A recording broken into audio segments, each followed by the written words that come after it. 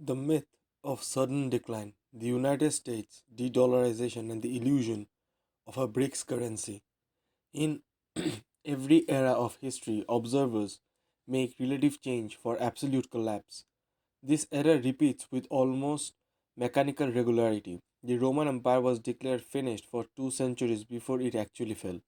The British Empire was pronounced dead after World War I, yet it took decades for imperial power to truly recede. The Soviet Union appeared immovable until the moment it collapsed.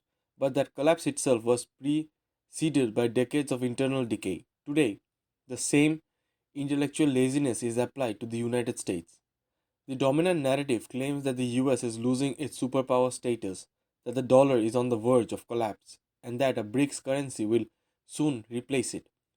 This narrative is emotionally satisfying to those resentful of American dominance, but it collapses under even modest analytical pressure. Power in the international system doesn't vanish, it rebalances slowly, unevenly, and asymmetrically. The world is not witnessing the end of American power, it is witnessing the beginning of a multipolar adjustment in which US dominance erodes at the margins while remaining structurally intact at the core. Superpowers do not fall, they unwind. The first mistake made by popular commentators is assuming that superpowers collapses the way companies go bankrupt. States do not work that way. Great powers are not startups dependent on quarterly cash flow.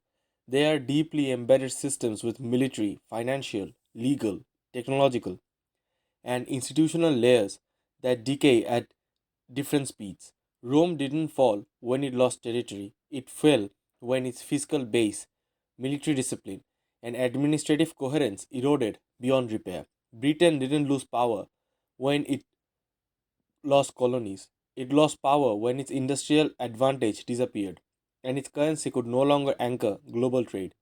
Even then, Britain remained influential long after the empire officially ended. The United States retains overwhelmingly structural power. The world's deepest capital markets, the reserve currency, unmatched military reach, technological leadership, food and energy self sufficiency, and dominance over global financial infrastructure such as SWIFT, the IMF, and the World Bank. None of these are undone by tariff, trade disputes, or diplomatic theatrics. Relative decline is not collapse. The US may lose the ability to dictate outcomes unilaterally, but it will not lose the ability to shape outcomes decisively. Trump, tariffs, and the misreading of power.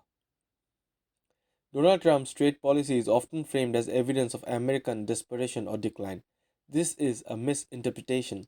What Trump actually represents is a shift in US strategy, not a loss of capacity. Tariffs, sanctions, coercive economic measures are tools of a power that still believes it has leverage. A weak power cannot afford unilateralism. Only a strong power attempts it. That said, Trump's approach undeniably damages long term alliance cohesion. By weaponizing tariffs and sanctions indiscriminately, the US creates mistrust among partners, imposes future diplomatic costs on subsequent administrations.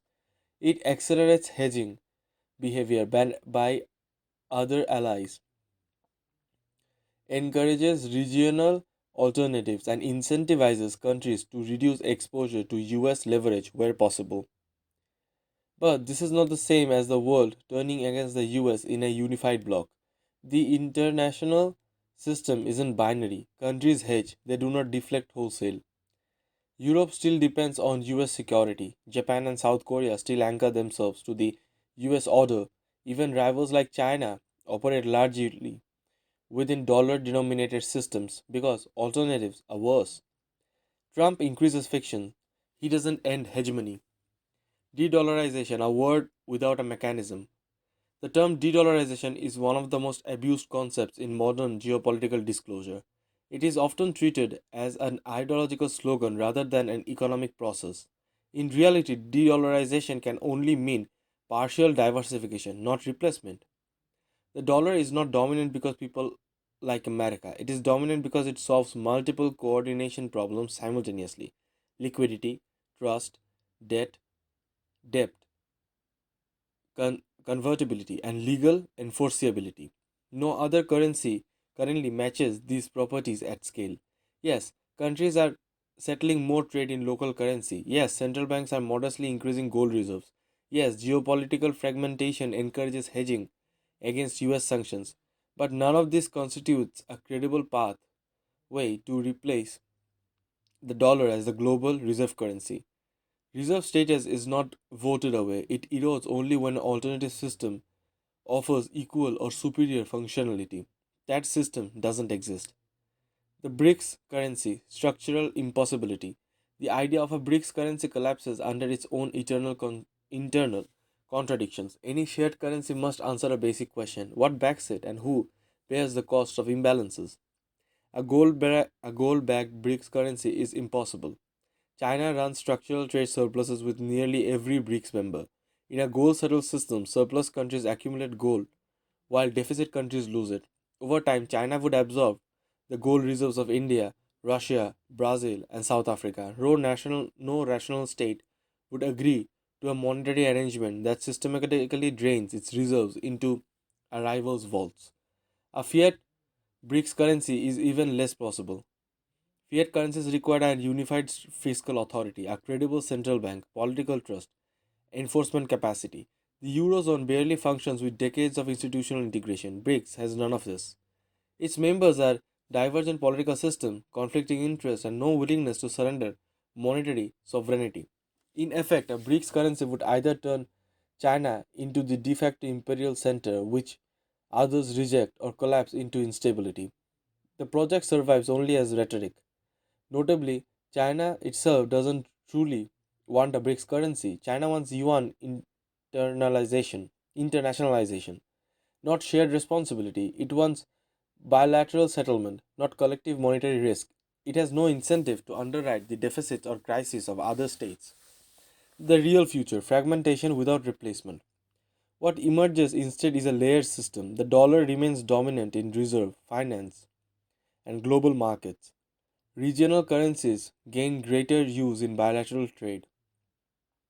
Gold plays a modest hedging role. Local currency swaps increasing. Payment systems diversify. This is not a revolution, it's an adjustment. The world becomes more multipolar in power distribution, not in monetary architecture. The US loses frictionless dominance, not foundational centrality. The dollar becomes less universal but more indispensable. This is the gray zone, the space where decline and dominance come together, that serious analysts inhabit and populists ignore. Conclusion: power is not replaced, only rebalanced.